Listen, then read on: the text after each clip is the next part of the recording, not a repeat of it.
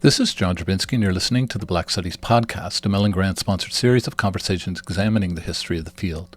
Our conversations engage with a wide range of activists and scholars, senior figures in the field, late doctoral students, and everyone in between, culture workers and political organizers, in order to explore the cultural and political meaning of Black studies as an area of inquiry and its critical methods. Today's conversation is with J.T. Roane, who teaches in the Department of Geography at Rutgers University. In addition to numerous scholarly and public-facing pieces, he is the author of Dark Agoras, Insurgent Black Social Life and the Politics of Place, published by New York University Press in 2023. In this conversation, we discuss the relationship between historical writing, research, and Black studies sensibilities, community work and study, and the place of ecological thinking in the history and future of the field. Good afternoon, JT. How are you today? I'm well, John. How are you? I'm good. I'm really looking forward to the podcast today. I'm really glad that we found the time. There's a lot of stuff that you do that I think is really at the heart of Black studies and increasingly important for the kind of new horizons of the field. So you making the time to be on the podcast is great, and I really look forward to this conversation. Likewise, I appreciate the invitation. I've seen some of the other folks' recordings and really enjoyed. I really like Zalika Ibrahimi and other folks, so I appreciate the invite. So I'll start. We'll have a chance to talk a little bit about the about your research and its relationship to Black studies and all of that. But I wanted to start really with like a more, I guess you would say, like a personal question, which is, what drew you to the study of Black life? Ancestral, family, community, childhood experiences, also, of course, education and these sorts of things. Like, what drew you to the study of Black life? What drew you to Black studies? And for me, always this interesting question that goes along with that, which is, what sustained you in relation to this work? Yeah, thank you for this. I think my Black studies journey really started, like many first-generation college students. Had very limited horizon and options for what I imagined I could do with going to college. And I wanted to be a physician, like many folks. And yes. I think it was a sequence of things that happened. First of all, Katrina happened in my sophomore year as an undergrad. And not just the kind of spectacular violence of that moment, but Dr. Claudrena Harold at the University of Virginia drew me into organizing a benefit for victims of Katrina that included folks from musicians and other folks that were in town. And so I think that really started to draw me into the questions of like, at that, moment, they left us on the roof. Like, why and how did we get here? Of course, it all sort of also gave a language for many of my experiences as a young person in rural Virginia. So I think, and then I started to just be sort of through Professor Harold and other faculty at that time at UVA, drawn into the major. Even at that time, Dr. Wendy Marshall was there, an anthropologist, medical anthropologist, teaching health of Black folks. So there was stuff that kind of helped me transition in a way from wanting to be a hard scientist and medical person to, to really delve into Black studies as a major. And then even though my graduate degree is in history, I always have considered myself a Black studies practitioner as primarily what my thing is. I think what sustains me in the work right now, it really has been the collectivity that we're able to pull together through Black ecologies. Dr. Tiana Williams and I at Rutgers, ongoing collaboration with Dr. Justin Hosby, who is at Berkeley, and just other folks have kind of, I think, renewed the spirit of it for me. Black studies as a practice, as something that does have scholarly and theoretical interventions, but also has some sort of relationship with the world outside of academic space. That's kind of what's sustaining me right now. And just always the beautiful work that's coming out. I think, opening the presses to see what's coming out, but also checking out stuff like what y'all are doing and seeing the way that the spirit of this enterprise moves and continues to move is animating. Yeah, no, it's tons of interesting stuff there. I mean, like Katrina being a really formative experience is, I think that's true for a whole generation of people, that, not just in Black studies, but in terms of all sorts of questions of justice and environment and politics. But it was interesting the way you put that when I was listening to you. The way you put that is it was not only, of course, the outrage, and as you said, they left us on the roof, right? That's a really poignant thing to say. It's a thing that is going to be a history books moment, right? But also the way you said that helped sort of organize or make sense of these other things, right? And then the classroom, not just the classroom, but the work of organizing and collaboration. So it's also interesting that then what sustained you was also that same sort of sense of work of collaboration. I think that, I've thought for a long time, but especially over the last year and a half, as Black studies has become, along with all sorts of other studies, but Black studies have become under such attack by the far right, which is now our federal government. We can't afford to be alone. Right. And one of the things that's interesting is to think about how we do and don't participate in collaboration, not just as strategy, but as you said, as sustenance. Because something to sustain us is real. We have to sustain, and sustaining on our own and alone is a lot. I mean, institutionally, we'll just die if we try to do it alone. But, who are our friends in academia is a real question. Who are our friends outside of the university is a real question. But inside Black studies is also a question. So, yeah, just to go on, sorry to go on about that, but when you said that about collaboration, it really struck me as something we need as a theme across this podcast. I mean, it does come up as sort of where is community in what we do? Yeah, I think my first collaborations were, with my partner actually, who's an artist. And then I started to work as well with Justin Hosby as a kind of first writer collaboration, both of us on the page. And it's always remarkable that what four hands and what two brains or whatever, however it multiplies, it's not additional. It's it becomes another level of thinking. And I think when we're in collaboration and collectivity, we're actually, I think that's part of why the far right is so antagonistic to these kind of formations, because us having a shared vocabulary, shared simultaneity, which is difficult, especially despite all the kind of false simultaneity that happens with the social media.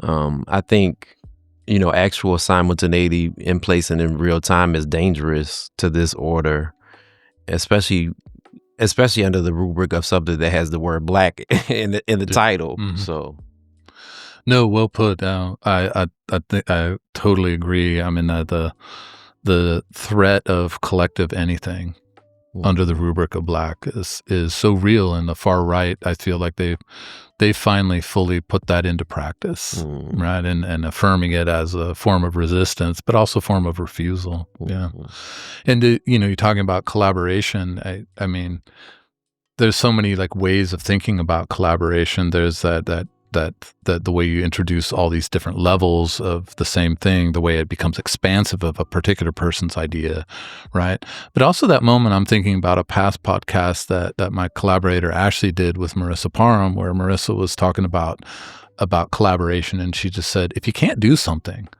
you don't just give up, right? Or you don't say, I'm just going to pause for 3 years and figure it out for myself. Just go find somebody who does it, honor their work, let it change you, let you change them, find a space to work. And it was just very simply put, but I was also no, this is really powerful for knowledge production and also for the politics and future of what we do. Yeah. Agreed. Yeah, I think it is. It's, again, I've just come off a trip with colleagues in Brazil, Priscilla Ferreira and Dr. Tiana Williams, who I mentioned earlier, and just kind of seeing our capacity when we're not working as individuals or in silos or with one community, but actually start to do cross-pollination and collaboration in those ways. And, when people start to talk and you're not in the middle of it anymore, there's new things going on. That, to me, that's the highest sort of, I guess the highest praise or the highest kind of like accolade that could come from bringing people together in collaborative spaces is new collaborations that no longer require you in community to flourish. I mean, academia from the beginning does not encourage us to be anything other than the center of attention, but but as you say, that's actually those moments where I'm not needed, but I'm a part of something, right? Not needed in terms of like the soul sustenance. So, I mean, this gets to, I think this transitions really nicely actually into this next question I have for you about how you imagine the field of Black studies, because this question of collaboration and working together is also has another word for it, which is community, right? And I think about the origins of Black studies, right, as a kind of twin community crisis moment, right? There's community on campus and in the classroom where Black students said, look, we don't have anywhere to study the Black intellectual tradition, Black history, Black art, and Black studies. The demand for Black studies was a demand for a place to do that study, to do that work. But it was also a time when Black liberation struggle had really collapsed so many of those boundaries between a classroom and a community, between a campus and political activism, between books and radical action. And so there's that prescriptive sort of origin of Black studies, which is it's a part of a political program of liberation struggle. But there's also the intellectual origin of Black studies, which is, the study of, the elaboration of, an extension of a tradition. And so, I think that tension at the founding of Black studies is still with us in many ways. And I just call it a tension because I don't think it's a contradiction, but a tension or a sort of puzzle that we work with. So I'm interested to hear you talk about what portrait you have of Black studies, how you imagine the field, and how you imagine it in relation to these two different kinds of community, these two different kinds of inquiry and action. That's a great question. I think, I definitely think that, that Black studies has to continue to kind of honor that tension and work with it. I like the way that you put it, not as a contradiction, but as a kind of tension.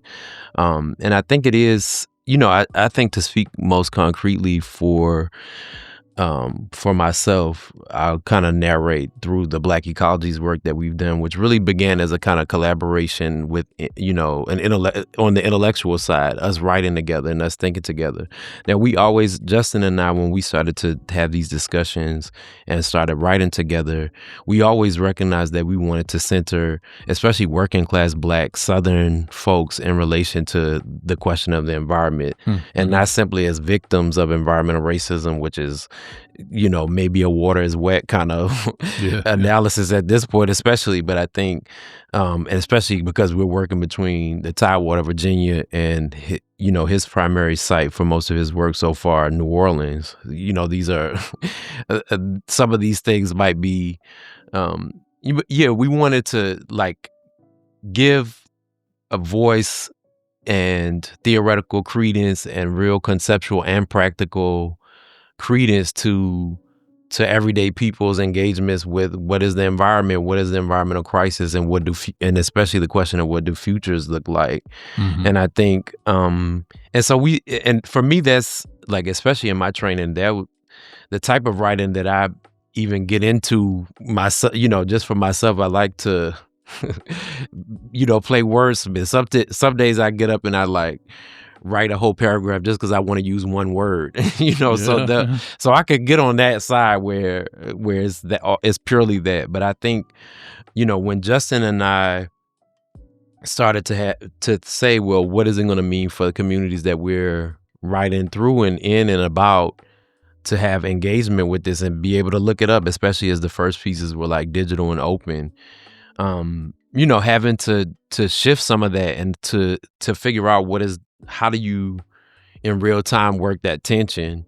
And I think it's been so important to have met in the middle with those kind of, considerations, because we can, people have that we try to work within community and have worked within community. It would be like, oh yeah, we read something that you wrote, right? Which can be alarming even. I mean, I know that we're all about circulating our things. But sometimes when you hear that some of the people that you're writing about read your stuff, it's like you have that little moment of, okay, hopefully that's a good thing. So, and we started to do these, field schools. Justin and I started doing field schools that took scholars, students, artists, activists, and others from outside, but also internal to the places where we're working, and brought them together. And that in the Virginia case, we did a field school first in Virginia. Then we did one in New Orleans, where Dr. Danielle Purefoy is about to lead the third formal one of these in Durham around the Eno River. They all have themes. They all kind of bring both local and outside folks together in this kind of way. And the point is to try to create new knowledge, to try to create new information, to try to create new approaches that bridge that. And I think with the Virginia work, which is my sort of central thing, we're now in our third year after the field school of like doing what we call Black Ecology Summer Institutes.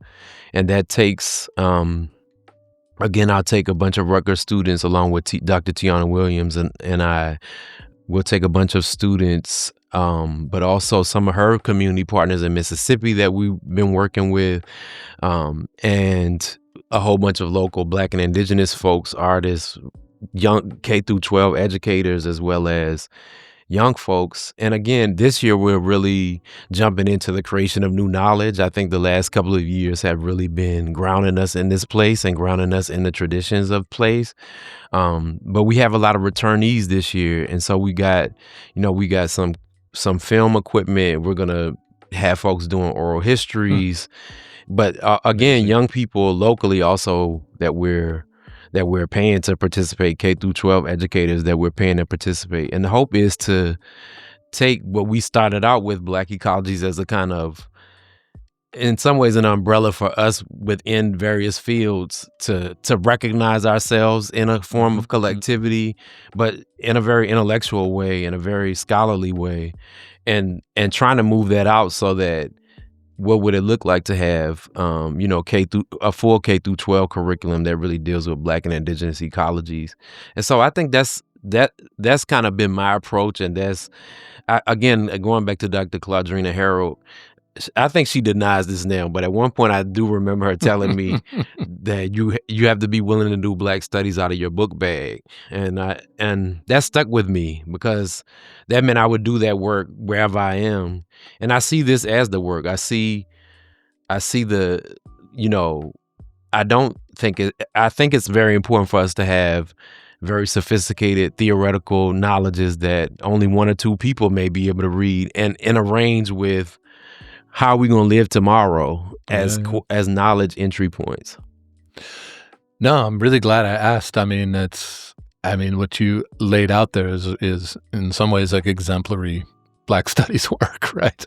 It's like not, because I think sometimes the language of like community and study, when it's in opposition, it's like, well, study isn't really like a thing that community is, and Black studies sort of belongs in community. But the way you describe the way that these things, they maybe sometimes occupy different spaces, but actually also always occupy the same spaces and these same conversations. I have to say too, I mean, obviously I'll email you about this, but I would love to talk to some of these educators and get them on the podcast. I mean, because we're expansive about this idea of, Black Studies podcasts, not just department professors, obviously.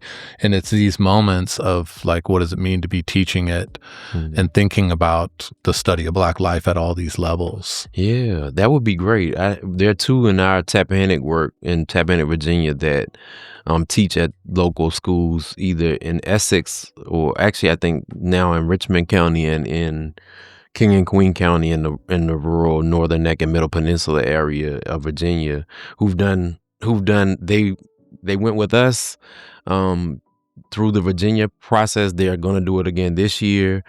They've been doing it consistently. Both of them also went to New Orleans. So I think like we've been trying to, and I know at least one of them, because he teaches an African American studies or history course, like has taught some of the zine and other things that we, produce out of this work. So I think that Awesome. Joseph Young especially would be a really good somebody who is trying to translate all these things into a high school classroom in a relatively hostile place for this. I mean, it's all Black studies is facing hostility at every level, but especially at K through 12 in rural Virginia. Yeah. So, yeah. No, I love that. I mean, that phrase, out of your book bag, that's a fantastic phrase. If nothing else, this conversation's worth it for that, because it's exactly that moment where it's both goes out of your book bag, but into somebody else's, and then out of that person's in their own work. So, I love that. Yeah, we'll be in touch about that. So let me ask about your work. You've talked about the Black Ecologies Project and Collective, and you work with historical, cultural sensibilities, with questions of critical geography, and so forth. And I'm interested in, when you think about your work, right? Your work personally, but also maybe the collective's work. How do you think about that in relation to the past of Black studies? Sort of, where do you think it fits? But also, and maybe it's or how do you see it as really pushing new horizons and creating new horizons in the field? Yeah, I think it's doing both. I mean, we, both drawing on a much longer history of Black spatial thought and also creating a new kind of modality to engage that. I think, the Black ecologies and Black geographies as kind of named fields that have an articulation in AAG really is the kind of recent work of Black women geographers to really organize that. And I think, but like I was saying before we started recording, Carter G. Woodson wrote The Rural Negro in 1930. So there's another, of course, there's, Ida B. Wells' engagements with the body as a site and a space. There's, I think if we're, and I push, especially in geography, students to really think capaciously about Black spatial thought, because I don't think it doesn't start or end in formal geography, and I think that might be the kind of expansive Black studies approach to to that question, is to really think Black literary ecologies. In the collaboration with Dr. Dana Cypress at Colgate and Justin Hosby, we've been putting together a special cluster of the ISLE. Don't ask me what acronyms are. I might come back to that. But on Black literary ecologies, and like what are the kind of possibilities and openings for that. But really, I think that's pushed me to just think about, for example, the kind of expansive, Black literary world making and world disrupting kind of work. And so I think, I think I'm skewing away from your question, son, but I think Black geographies is both a cutting edge possibility for field shifting transformative work, that deals with the material and immaterial registers of how place and space and the ecological are shaped and shape us. And it also has potentially a very, very rich genealogy, mainly because Black folks were just the fodder of geography for most of geography's history, like all the disciplines. But I don't think geography, to my knowledge, didn't have a Carter G. Woodson or, a similar figure that went through very early to. So meaning that most of our spatial thought is not in the formal discipline of geography.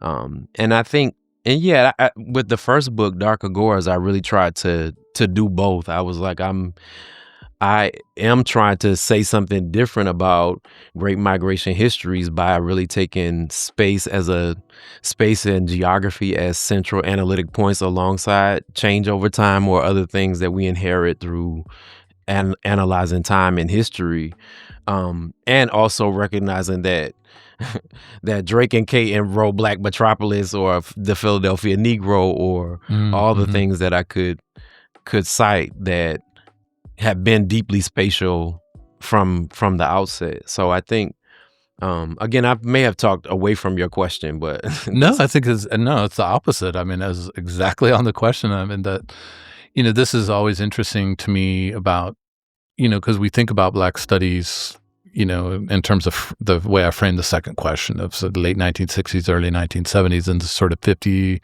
to 55-year horizon. But when you start to expand like the actual like content of Black studies into the 19th century, if not the 18th century, all of a sudden these new horizons are often things that have long documentation and forays and, little 10-year spurts, that get forgotten. So this is for me always some of the most interesting parts of Black studies are those moments when a new horizon is being pushed that allows us to revisit these past canonical figures, right? And often they're books that people haven't paid close attention to.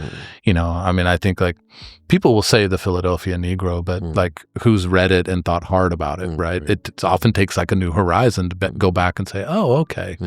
Actually the new horizon also has these roots in the old. So no, the way you laid that out is beautiful and actually directly on my question. I was thinking, you said maybe I've gone away from the question. I was like, no, you're like, this is one of the most pinpoint responses to that particular issue we've had, I think. And sort of related to that, thinking about, your training, I know you have a PhD in history, and you've said, you've always really thought of your work as Black studies work. And your appointments have been, sort of post-PhD, have been in area studies or non-disciplinary studies as well as disciplines. And I'm interested to hear you talk a little bit about how that movement between disciplines and non-disciplines or disciplines and area studies, how you think that's impacted how you conceive and execute research projects, but also for me always interesting how that movement between discipline and non-discipline has shaped how you imagine a classroom. These are good questions. I think the discipline part of the disciplinary training with history for me materialized after a certain point as I definitely need archives, and that's kind of my main ongoing indebtedness to historicism is I really find archives and that kind of thing to really be what drives me. Both their creation, as I was talking about, through some of the collective work to do oral histories and things like that, but also just to engage in collected materials. And I think the question of time, historians aren't necessarily, there are major exceptions, but are not always theorists of the two things that make us a discipline, which are archives and time. So we don't really address those as things. And so I think, even raising the question of those two within the discipline of history kind of got me into some trouble when I was a graduate student, or perceived trouble. Like I always felt like I was off from like the history folks, sometimes productively and sometimes just like as, somebody cast out in a kind of way. But I think, I'd taken that and I found myself at that time in my training, having come from undergrad with, folks like Ian Grandison on campus talking about race, space, and place. I took those spatial questions to history, and now that I'm in geography, I find myself asking about history a lot. So it's interesting how what conditions bring out what face that, or which one of our sort of intellectual faces it brings out. But I do find myself, I was also tremendously influenced by most of my good friends ongoingly from graduate school time that I'm still on a regular thread with are in literature or musicology. And so that's also the thing. And I think, again, being trained by especially Claudrina Harold, but some other folks as well in undergrad, even though she's a kind of, on paper, a kind of historian. She also, her and Kevin Everson have made like 10 films or more at this point, collaboratively. We always, in her approach to Black studies, we always read everything. It was that kind of enterprise. And so again, when I got to history department at a very traditional history department at Columbia, that was not the name of the game. And a lot of that felt like a real struggle. But even in that time, my lists were all over the place. I did a women, gender, and sexuality studies certificate. I had a geography list, and then I did 19th and 20th century, and it didn't go so well. I mean, I think if I had just kind of learned, 18th to 20th century as a kind of even almost a textbook, I probably would have done better in my exam period. So I think um, after that, I was in WGSS and I've been in Africana Studies. I've actually never been hired in the history department for better or worse. So I think it's again, I see this as a Black Studies approach across all of these things to raise questions that have some liberatory potential, even if we're a long way between the theory and like actually practical organizing of revolutionary or other forms of activity. But with that as an imperative, and then doing that wherever I am, I think that's the name. Going back to that same theme of doing it out of my book bag is the way that I found coherence in a career and a life within a formal academic setting, despite being in very different disciplinary homes and all that. I think this should be like it should be a sub podcast or just a separate podcast on documenting admittedly stupid decisions that worked out really well. I mean, I have my own, which was, I finished my PhD, got my book contract, finished my book manuscript, and completely reinvented myself. And, I tell people this and they're like, that's great. I was like, no, it was totally stupid, but it worked out. So you're talking about, maybe it would have gone a little more smoothly if I had done differently, but in graduate school, but what you're talking about is the way all those things make all this like lifelong work possible rather than this sort of works in the moment. But probably another podcast question. But I think a lot of people do come to Black Studies when they don't come through the PhD in Black Studies, come to Black Studies through some sort of oddity decision. It's like I've invested myself somewhere that doesn't fit where I'm trained, doesn't fit where I have my most sort of quote unquote natural home.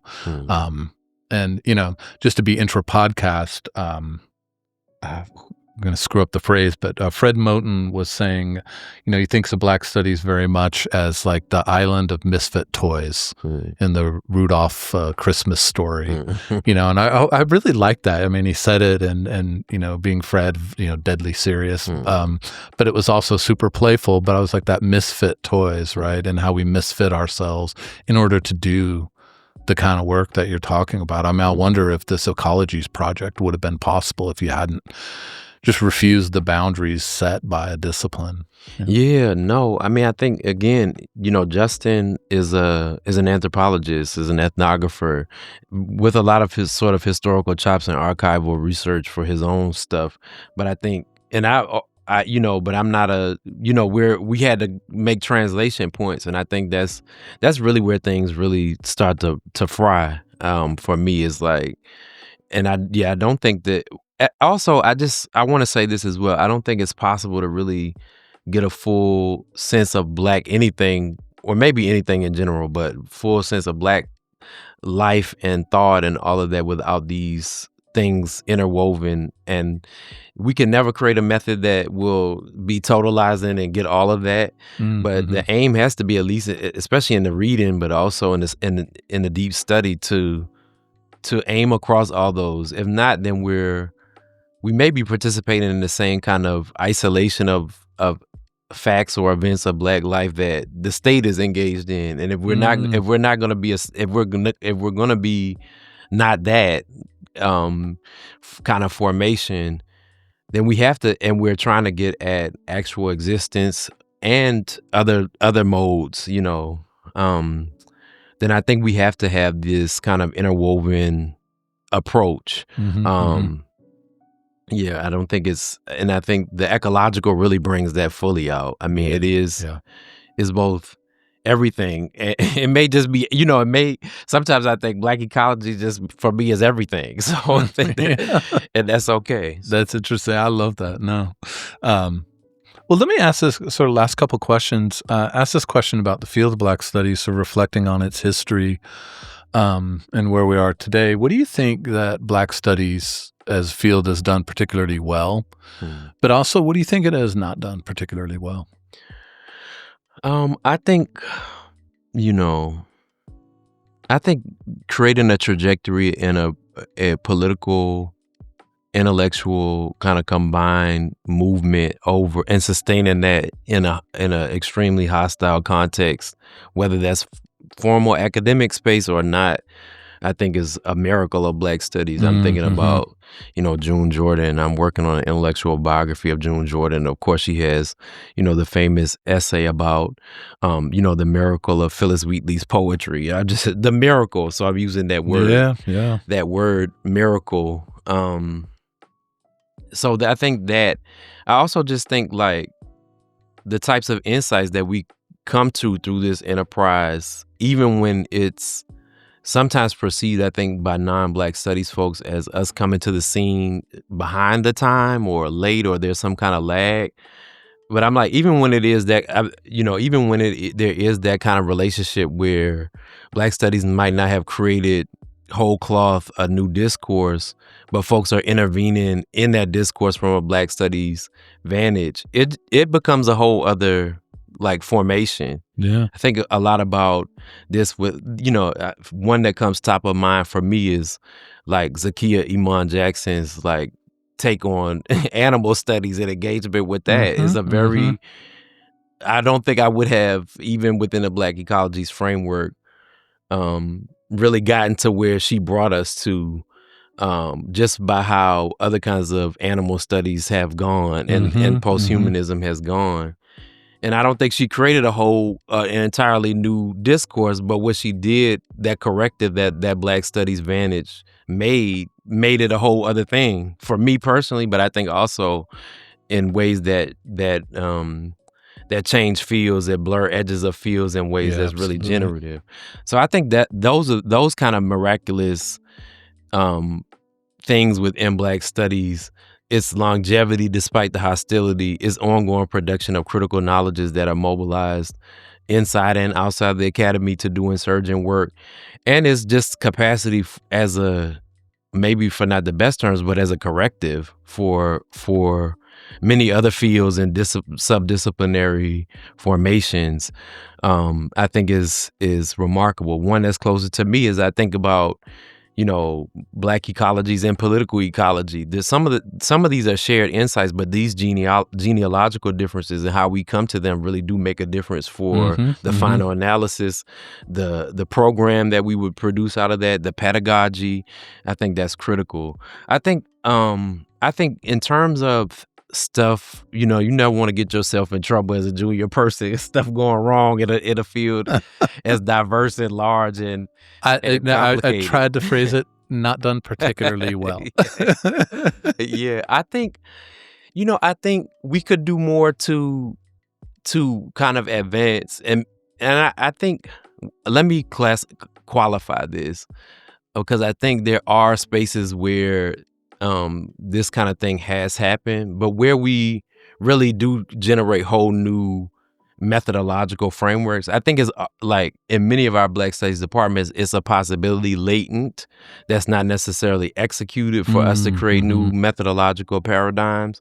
Um, and I think, sometimes it comes from the reality that hiring imperatives and other things make it such that we're doing, literature, history, geography in Black within a kind of disciplinary formation that's overarching as Black studies, but it's not integrative across those things. Mm-hmm. And so I think that might be a site for us to really, and also I'll say this refers in some ways back to our conversation before we started recording, returning to really producing artistry and all of these things. I think is somewhere that we could be creative. I'll say it in this way: for a symposium budget, we could create a feature film. And I just think, what would these kind of Interesting. interventions mean differently, and what kind of metrics could we just create that we're comfortable with internal to our, the field, the discipline or the undisciplined of Black studies, what kind of metrics could we create where that's where it matters. And I think that would just take us in a new direction for the 21st century to really be like, we're not, we also going to create things. So Yeah. And again, just to that theme of like, the new horizon is also the old horizon of the founding of Black Studies. Sonia Sanchez, exactly. They're not a PhD data gathering empiricist intellectual. This is a poet transforming through words, razor blades in her teeth. And this is, where is that in Black Studies today? I love that. And I have to say, just as more personally, but when you said insurgency multiple times, like, it made me so happy. I think that way of thinking about what we do is so important and so helpful, among other things, right? But I love the way you describe that insurgent work, right, as corrective, but also puncturing and creating completely new things. Yeah. Okay. Let me ask this last question. I just had to speak up for insurgency. I love that word. But let me ask as a final question, and maybe in some ways you've already spoken to this, but I'll ask it, which is, in a sort of Black Studies context, what is the issue you would want us to all be thinking about, or the question you would want us to all ask? That's a big one. I think, in the U.S. frame, I think we really all need to be thinking about what is our relationship to nation state. I think that's one of the big ones. I think, especially after the kind of, I don't know the right word, but the complexity of Obamaism, there's a long tradition of us having an insurgent relationship with the state, an insurgent relationship with intellectual institutions. And I think some of that fire and flame have been channeled in other directions that tend to lead us back to U.S. nation state nationalism in ways that are deeply worrying and troublesome, where we're in everyday conversation, but also in intellectual conversations. We don't see our first alliances as diasporic or Pan-African or other things that have been on the table since the beginning of like Black letters in this kind of modern context. And I think those are some of the, though I find that kind of thing, troubling. And I think Black Studies has to really engage with the question of where do we fit within, in these machinations of sort of, of politics, of sort of nation state politics and all of that. I feel like I lost track of your question again. No. It's what question ought we be asking about this question of nation state, and you've laid out the consequences of that. Yeah, I think the nation state question, of course, this is me really maybe just sort of amplifying something that I'm overly concerned with. I think the environment is like here. The environmental question is like one that is an all hands on deck thing. I Young would people, hope so. Jesus Christ. all of us are gonna have to, especially young people. Like, what does it mean to retool Black Studies into the near future, not the far off future, but the near future, to really address this as a thing? And I don't mean by that everybody should suddenly start writing about the environment or working in that space.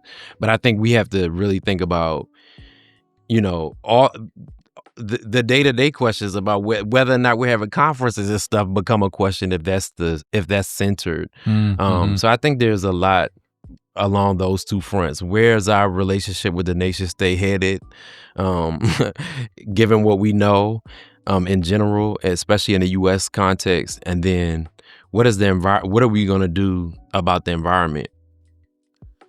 Yeah, well, those are nation and climate. Those are the big themes to end on. But they, as you've articulated throughout this, those have been the preoccupations of documentations of Black life from the beginning. So there are resources, but there are also all these new demands that you've described in really precise detail, which gives this conversation, I think, a lot of moral and political weight and urgency. And I really appreciate that.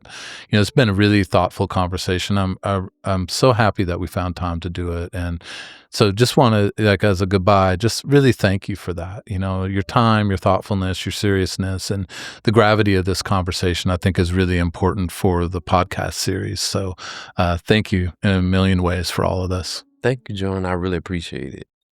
All right. Well, have a great rest of your day. Yes, you too. All right. Bye-bye.